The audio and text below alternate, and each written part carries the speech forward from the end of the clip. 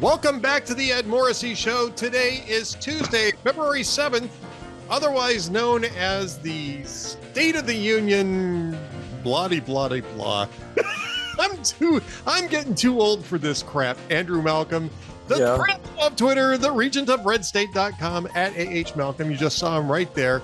I'm getting a little too old for this crap, but you know, it's still going to take place whether I like it or not, right? Oh, right. You know, the nation was blessed with no formal State of the Union speech after George Washington did the first one, which was like 1,100 words.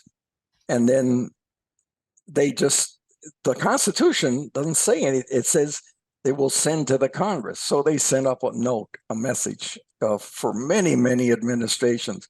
Then Woodrow Wilson thought that he'd like to do it in person. And then radio came along, and there was no way that they were not going to have, the president was going to pass up an opportunity to speak on the radio. And then TV came, and they do it on TV. And I agree with you. It's a complete bore. It's like a kabuki play. I went to a kabuki play once. You know, those things can last like 12 hours. And people, no, seriously. And people buy tickets to their favorite part of the play.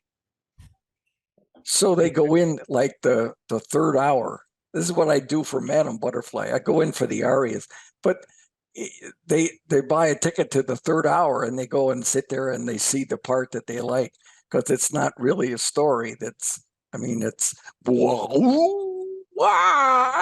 it's fascinating, but it's a long theater sit. Yeah, no kidding. Yeah. And I thought that's like sitting through all three of the director's cut versions of Lord of the Rings, which Andrew, I actually did once. Oh my gosh. I actually did that. And I think it took 14 hours because the people I invited over to my house, mostly family members, were kind of insisting on things like bathroom breaks and meals.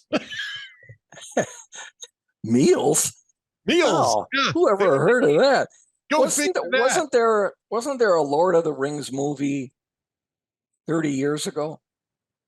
There was. It was an animated film by Ralph Bakshi, and he actually had the rights to the film. They had to, as I understand it, Peter Jackson had to go to Ralph Bakshi and buy the rights back in order to. My kids wanted to go.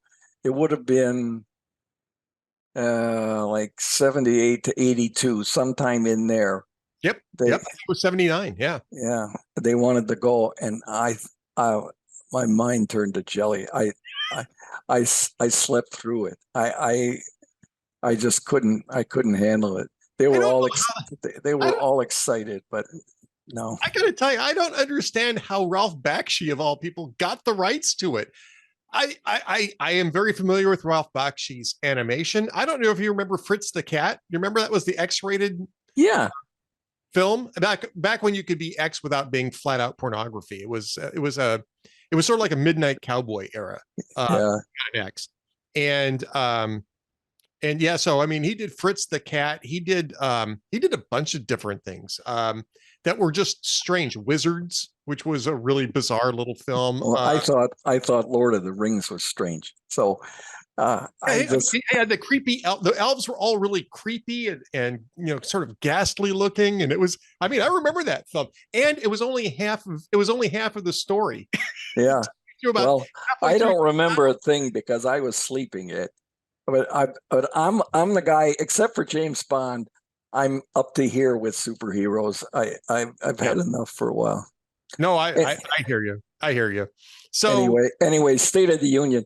Last year it was 61 minutes, which was nowhere near Bill Clinton's record of 87 minutes. 87 minutes. Remember, he also went on and on at the convention for his acceptance speech. That guy, you like to talk from Arkansas. So we'll get to see somebody else from Arkansas in the rebuttal afterwards with Sarah Huckabee. Yeah. Sarah Huckabee Sanders is going to do the rebuttal. And then there's a Spanish guy who's going to do the rebuttal in Spanish. That's interesting. Yeah. But I mean, I have to say the whole idea of this, and it's not the fact that, I don't have a problem with presidents making speeches. I don't even have a problem with presidents making speeches to joint sessions of Congress per se, but it's all of the trappings that go along with this that Oh, yeah. Oh, are in reverse ratio to the substance of what is going to follow. I mean, exactly. this is like Exactly. an this is like an imperial what did they used to call that in Roman days? A court, an audience. Well, it's an audience, but I mean, I'm thinking of the triumph. It's like an imperial triumph, right? Yeah. They you have the president of the United States coming up the aisle, and everybody is trying their best to get into the camera view to kiss his ass. Yeah. Yeah. Exactly. Exactly. People who would otherwise call him all sorts of names. It doesn't matter which side of the aisle we're talking about here. It's the same every single time. I know, it's just obnoxious. It really is. You know, um, I'm in the school, the Ruth Bader Ginsburg School, where she slept through it. She was taking cancer drugs, so there's no problem with that. But she went to sleep, and so did Joe Biden. There's a picture of Joe Biden nodding off during one of Obama's. Well, yeah, I mean, okay, so everybody falls asleep during a State of the Union address. I can't fault anybody for doing this once the speech gets started, but until then, you think you're going to I know. this whole grandiose spectacle. Yeah. And it stops, and the president basically delivers a campaign speech, and not even one he really believes, right? That's right. And not even one that he ever does anything about. It's all just talk, blah, blah, blah. Yeah, I mean, exactly. It's everything that's already on everything that's on their agenda, right? It's nothing new here. Well, I read that he has to. Well, not he doesn't do it. Some guy does it for him, but has to rewrite parts of it to work in how the balloon was Republicans' fault. Well, of course. Yeah, we're going to get to, we got to get to because that's more substantive than anything we're going to talk about with the State of the Union address. The China spy balloon. And I think that the real value of the China spy balloon was really all the friends we made along the way. Yeah. I wanted to write a post, Andrew, that said, China spy balloon, what's actually happening is he's going around the country helping people to solve their personal problems, sort of like, Deep Impact was for comets hitting the well, when it was in Montana, I said, boy, I sure hope the military doesn't shoot down the giant Valentine's Day balloon that I ordered from China for my wife. But I mean, there are some really substantive questions that. Yeah, of course there are. And that was what I think the main point of my column was, which I won't blow the whole thing up, but it has to do with like a balloon. You want to blow the whole thing up like a balloon? Yeah, that's right. See, I got a hot air balloon. Hot air, yeah, it's a natural. Yeah, it's a natural thing. It had to do with face. And maybe they were picking up some intelligence along the way. If they hadn't sent the whatever that missile was, Sidewinder, and it blew up the instrument compartment, because that was the metal part it homed in on. But if they just shot out the balloon and let the capsule fall, they might have been able to figure out better what China was doing. But so that I'm sure they were getting something out of it. And, they've done it before. Just happened to fly over Guam, which has a Polaris submarine base. Just happened to fly over Guam, which has a B-52 base. Happened to fly on this flight that went over Malmstrom, which is Great Falls, Montana, which is actually the airport for Great Falls, Montana. But there's nothing there except that's the what do you call it? I guess the management, the communication center for a third of our underground Minuteman III ICBM silos. And then it flew over Whiteman Air Force Base in Missouri, which is 7 square miles of highly classified space that has the B-2 bombers. It's the home for them. But to my eyes, well, of course, I lived in Asia for some years, but to my eyes, this was all about face. And I think a lot of the world is going to look at it. You know, the world saw Biden stumble, actually worse than stumble, fall flat on his face again with the Afghan exit and the botched evacuation, which was mortifying on a global thing, which he still calls an extraordinary success. But this is to show the world, maybe Americans don't get it, and the American media, but to show the world, in your face, America, we can do this. And guess what? We know you're not going to do anything about it. Right. Right. Yeah. Yeah, exactly. I mean, paper tiger. Yeah. The fact that we didn't do anything about it until the thing had completely transfers to US, and stopping it was pointless at that time. Yeah. Yeah. I mean, it's beyond PR. You know, this is what the Biden people and what they have the military people do for Biden is all about appearances. There's very little of substance. You know, what does it look like? What are we doing that looks good? And we aren't actually have to do anything. We had an evacuation. Didn't work, but we had an evacuation and it was an extraordinary success. They just, well, we shot it down. Well, yeah, but its mission was already complete. Right. Right. So it couldn't snoop in on Bermuda. Oh, I mean, come on.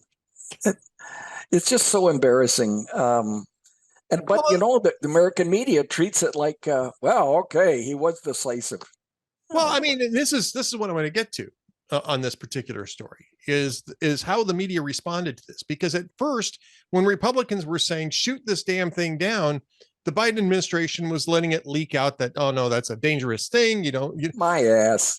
And you know, it's and that you know, it could be provocative, and that's what the media was saying. Oh, you know, it's no big deal. It could be provocative. It could be dangerous. And then when Biden, like 48 hours later, orders the thing shot down, all of a sudden Biden acted decisively. Well, no, he didn't. He dithered for at least 48 hours.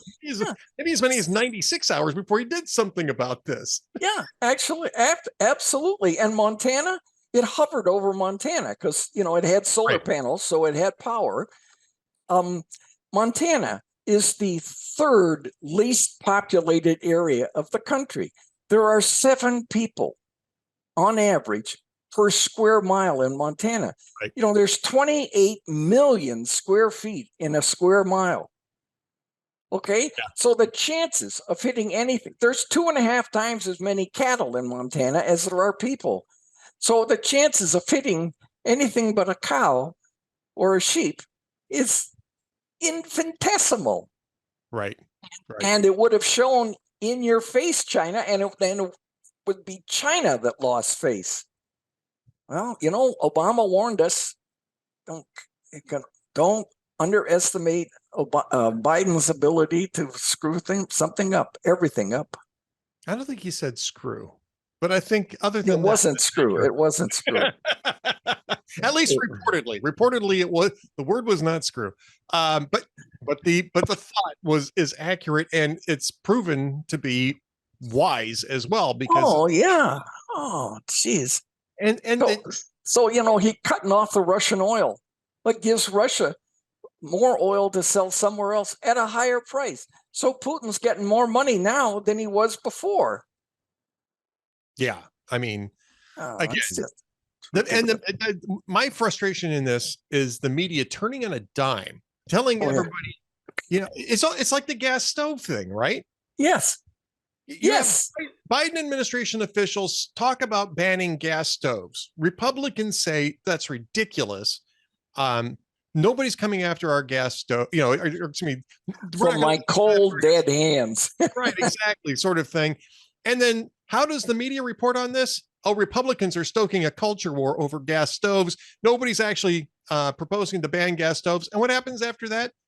Even more Biden agencies start talking about banning or restricting gas stoves. So, I mean, this is the problem with the media. And this gets back to this whole discussion we were having last week about you know, I don't know if you and I talked about the Columbia Journalism Review story where No, but it they wasn't did, that something?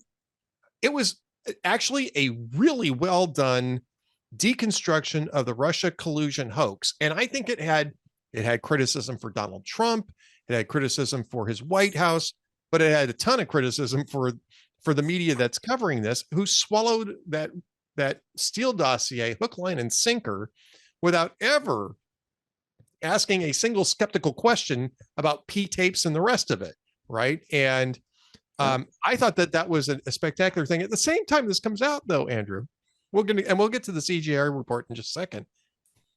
Same time this comes out, you've got the media elites meeting at the Cronkite Media Lab, whatever the hell that is, declaring that objectivity has got to go. Buddy, it went a long time ago. That's the problem.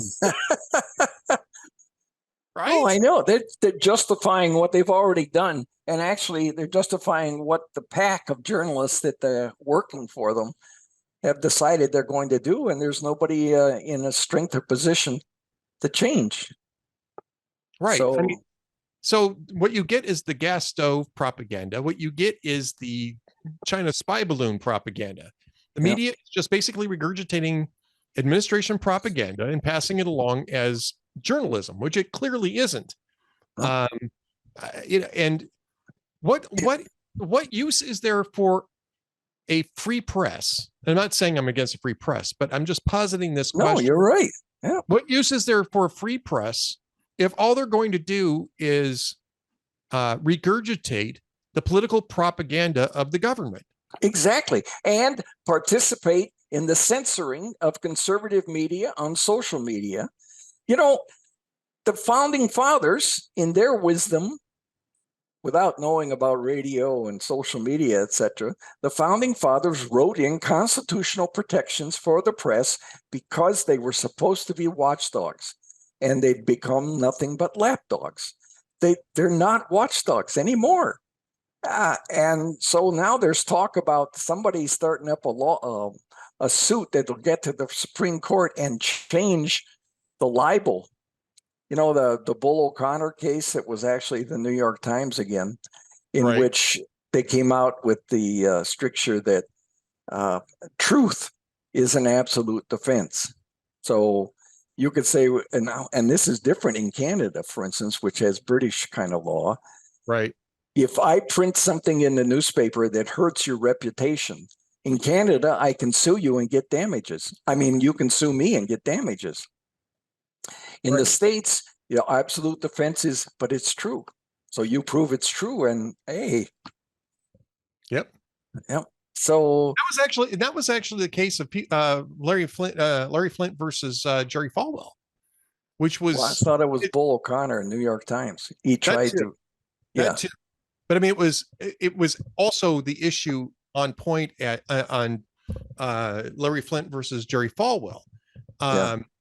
Falwell had sued Larry Flint for that bogus Campari ad, which Falwell had depicted Falwell as having sex with his mother in an outhouse. Now, if you watch the film from Milos Forman, you'll know what the case is about.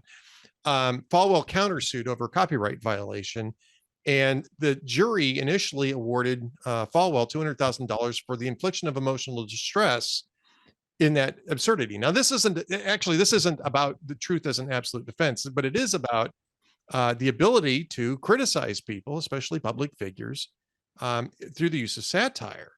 And that's also a pretty steadfast principle here that would never pass muster, ever, in Canada or the UK. And in fact, again, even truth, if it hurts your feelings, is actually that's right. Which is crazy. It's an angle version of woke. Right. So I mean, even in the United States, my point is that in the United States, even without truth, even if it's satire, you can't get public figures can't get emotional distress when they can't prove actual malice in terms of false allegations that are presented as believable. That's presented as believable reporting. Right. The problem that Falwell had was that nobody believed it, right? I mean, it was so ridiculous. It was obvious satire. Nobody believed it.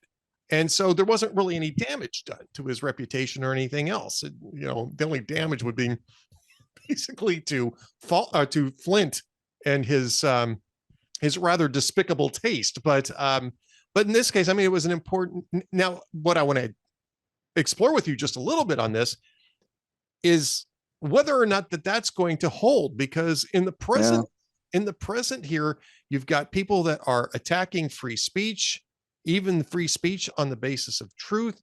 We're edging to the point here where feelings are actually the primary concern and not factual presentation, Right. to where people are being silenced, even if they're telling a truth. As and I mean, we can point to the whole transgender thing here, is that people who are opposing this are being labeled as transphobic, in order to, assign them some sort of mental disability, and having them shut down because they're questioning the whole transgender ideology. Yeah, it's ridiculous. I keep waiting for the pendulum to swing back, but it's not yet. It's not. All right, moving on to another media story, because this one's actually kind of fun. The New York Times this morning, had an interesting look at what's going on behind the scenes in the Democratic Party and their preparations for 2024. I'm not sure if you saw this yet, Andrew, but apparently there are quite a few Democrats who are growing disenchanted with Kamala Harris as the backup to Joe Biden. And no kidding. Yeah. I mean, first off, I can totally believe that because she's an absolute disaster. I am curious, though, as to your thoughts as to the New York Times actually getting these leaks and what that means. Because to me, Fox News was reporting this, people be going, it's just Fox News. Fox News is stirring the pot. The New York Times actually is pretty well connected to the Democrat Party. The reporters know the difference between some rando delegate in North Dakota and actual movers and shakers in the party. And this tells me that the trial balloons are being inflated just like a China spy balloon. Yeah, to drip across the United States and see if it takes fire. Yeah. And I'm sure the New York Times believes in it. So as far as they're concerned, this is a righteous cause. Well, I think it is. I mean, and to be fair, she is a disaster. Yeah. But the only way to get her off the ticket is to get Joe Biden off the ticket. I mean, honestly, this is, and I wrote this morning, you can't get her off the ticket without taking Joe Biden off the ticket. Why not? Okay, so here's my thought, Andrew, and you tell me where I'm wrong.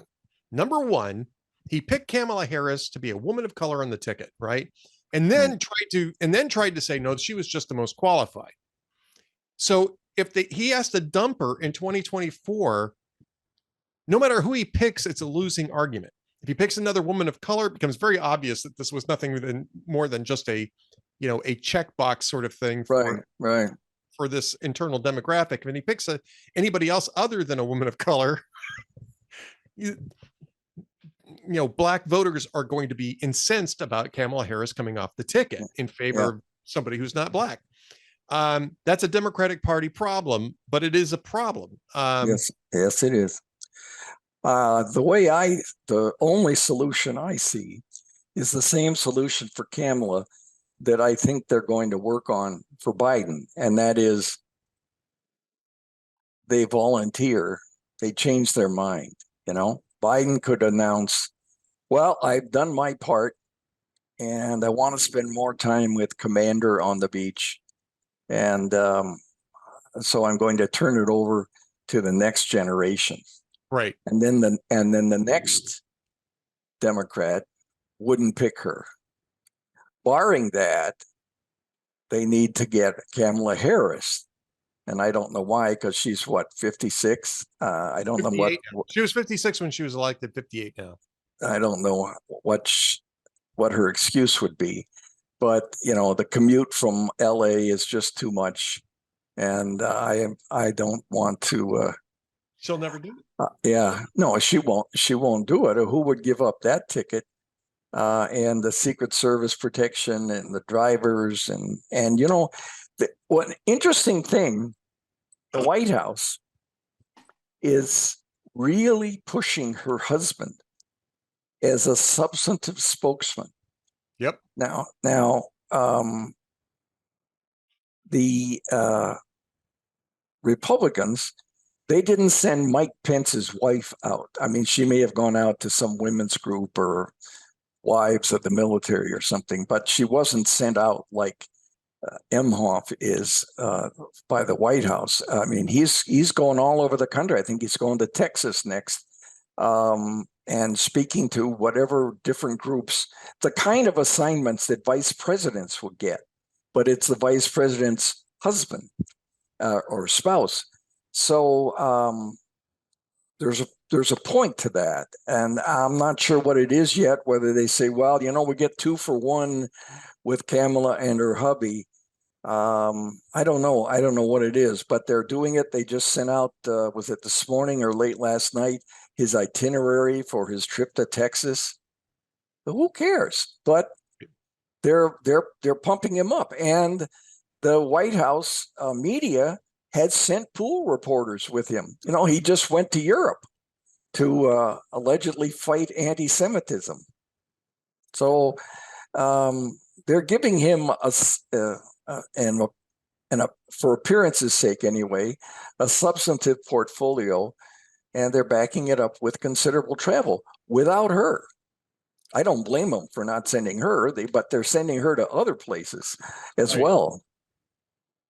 Let me ask you if you recall, did the Trump administration do that with Karen Pence?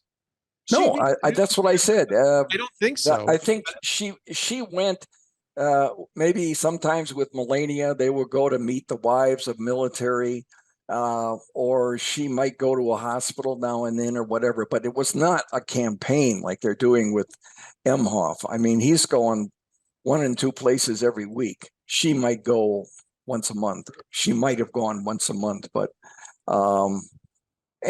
which is not to say anything about their competence. What it says is they're building them up for something, and I don't know what that is. I would guess to be the surrogate on the campaign trail that Kamala Harris has proven to be very bad at. Yeah, no, she's terrible. She's absolutely New York Times was not terribly kind about it too. I mean, they were talking about the fact, all the different failures that she's had, including that Lester Holt interview.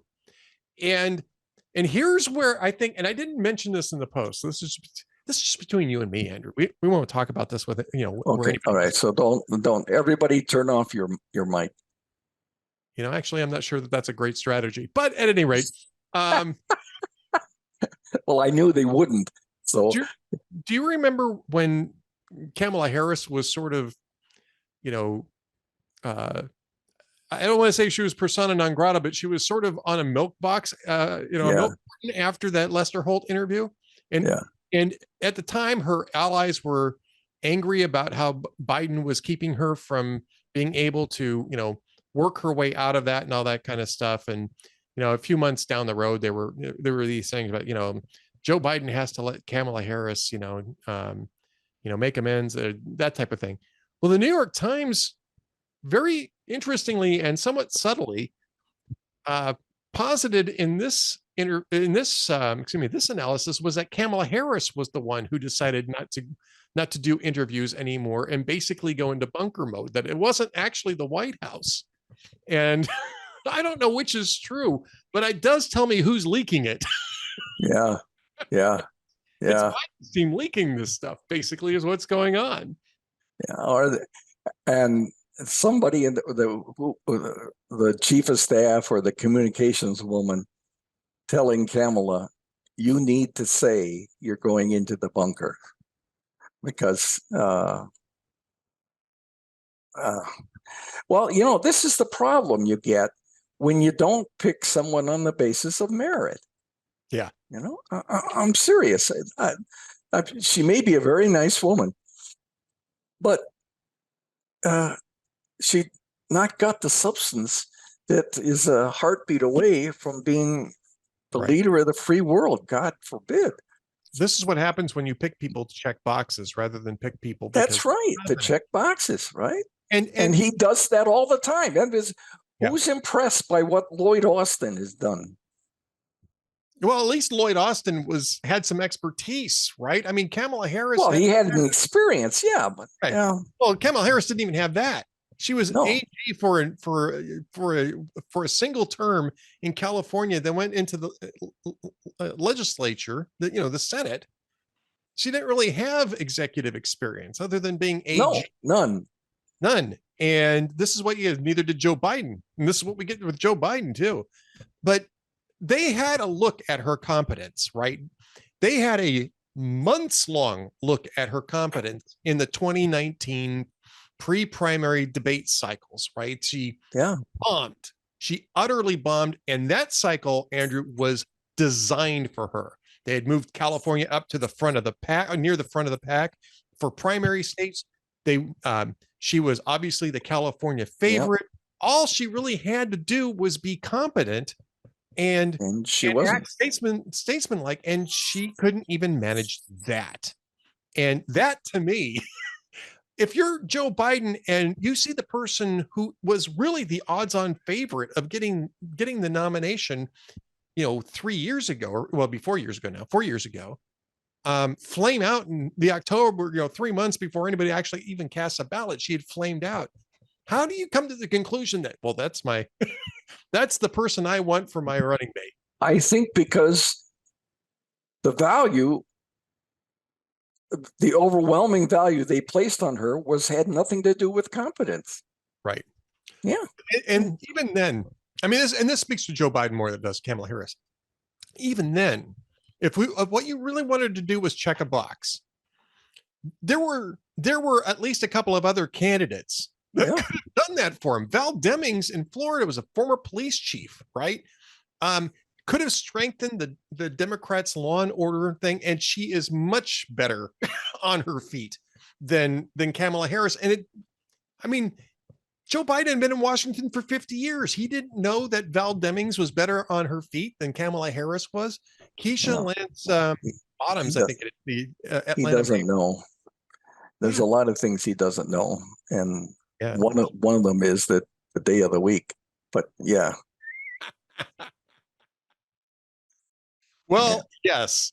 Well put. And by the way, with that, we probably have to bring this to an end, except we need jokes of the week that don't have anything to do with Joe Biden. Right. Okay. Well, I don't have jokes, but I do have a funny story. There you go. I've discovered Instagram, and most people probably already knew this, but Instagram runs snippets from all kinds of comedians' acts. Sure. They're not always ready for prime time, but and they're often blue. But one of the guys, and I didn't get his name, but one of the men on there, it just broke me up the other night. He said, well, I'm recently divorced and I'm having difficulty getting back into the dating scene.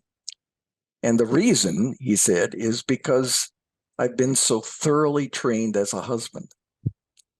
I will see an attractive woman sitting alone at the bar, and I'll go up to her and I'll say, do you have any chores or errands you want me to run? And he said, and then I'll say, I could come by tomorrow afternoon and drive your mom to Target. That actually might work. I mean, it's. I know. I just, and that is the power. I wish Joe Biden and Donald Trump could do it. That is the power of self-deprecation. Right. That it's just so innately humorous. All right. So since we're telling funny stories, I had a joke from a reader today. Okay. I hadn't heard before. So I will tell you a joke to wrap things up. Here we go. It's a lawyer joke, so everybody should like this. Okay.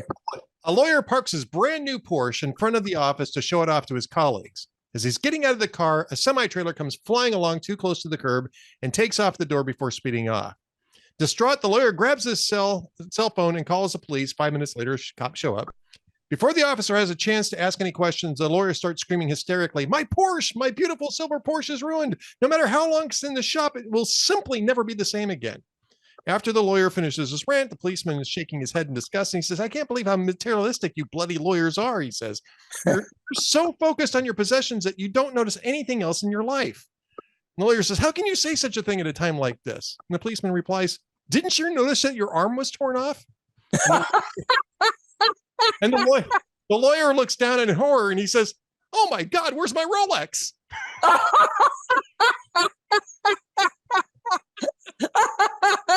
Oh, yeah, that is a good one. So the reader who gave me that does not like being identified, but I want to thank the reader who sent it. It's Yeah. awesome. It's a great joke. Hat tip to Anonymous. Yeah. Hat tip to Anonymous. It's a great joke. I didn't come up with it. It's still oh my God, where's my Rolex? That is a good one. I'll use that.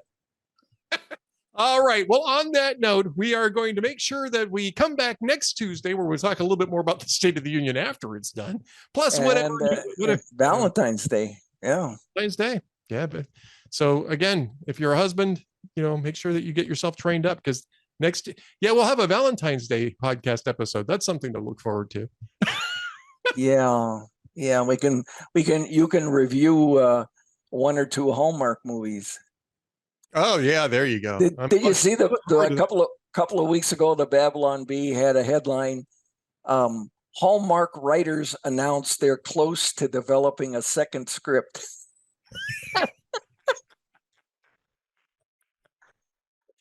Well, I'm standing by for that. But in the meantime, I don't have to see, this is great. See, we're just telling jokes at the end of this thing. In the meantime, I don't need to stand by for more from the Prince of Twitter, the regent of redstate.com. At AH Malcolm is where you can find him on Twitter, and all the links are there.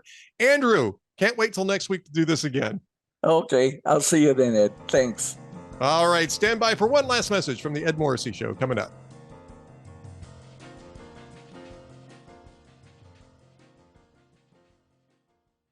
Now that the political infighting is over and the sausage is being made in the House, it's time for Republicans to unite with one cause and fight back against Joe Biden and his radical administration.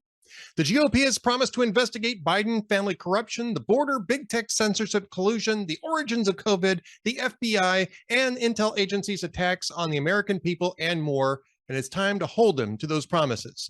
Here at Hot Air, we won't let up on holding them accountable. We unapologetically fight back against the radical left and squishy rhinos in Congress who fail the people. We bring you the truth and go to war against Biden's woke communist agenda. But we need your help. By becoming a VIP for hotair.com, you can help us in this battle for our country. Just look at the House Democrats leader Hakeem Jeffries. He's another divisive radical leftist, and his communist Sesame Street speech proves it. If Republicans don't halt the Biden agenda and conservative media fails to hold them accountable, it could mean the end of our great country. Join us in the fight. Become a Hot Air VIP member or a VIP Gold member today and use the promo code SAVEAMERICA to receive a 40% discount on your membership. Stand with us and fight to save America. We will never give up. And thank you very much.